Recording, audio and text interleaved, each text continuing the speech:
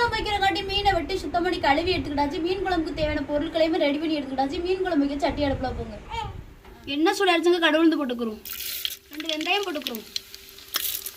வெட்டி வச்ச வெங்காயத்தையும் சேர்த்துக்கிறோம். பச்சை மிளகாய் சேர்த்துக்கிறோம். தக்காளி சேர்த்துக்கிறோங்க.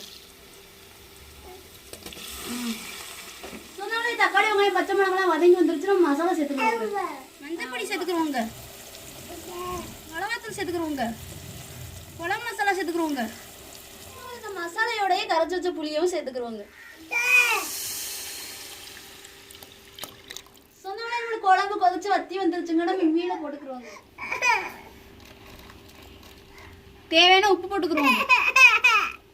சொன்னாலே நெத்திலி மீன் குழம்பு ரெடி ஆச்சுன்னு இறக்கி வச்சு குடும்பத்தோட சாப்பிடலாம். நீங்கள் வாங்க ஒரு நாளைக்கு சேர்ந்து சாப்பிடுவோம்.